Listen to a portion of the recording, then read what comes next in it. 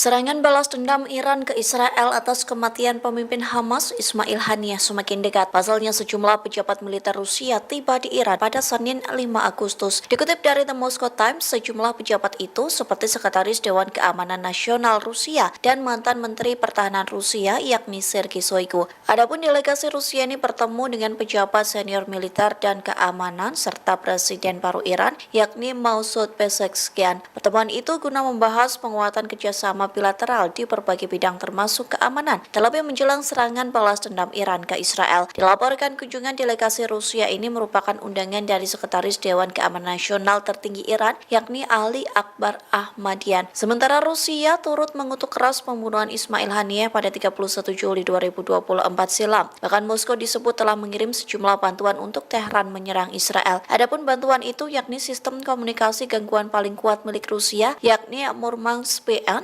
Sistem ini dirancang untuk memperkuat kemampuan pertahanan udara Iran. Tak hanya itu, Rusia juga mengirim senjata yang diangkut menggunakan maskapai penerbangan Rusia, yakni Gallic Airlines. Dengan tibanya bantuan ini menjadi indikasi semakin menguatnya hubungan militer antara Rusia dan Iran.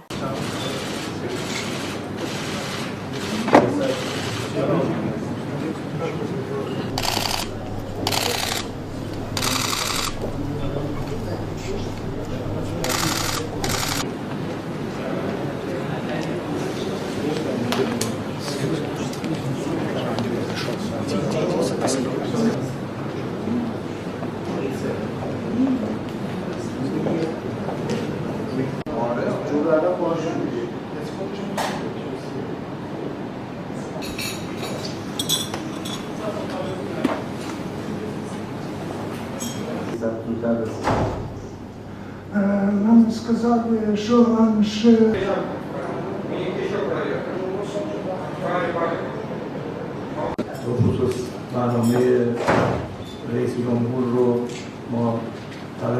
Download Tribun X sekarang, menghadirkan lokal menjadi Indonesia.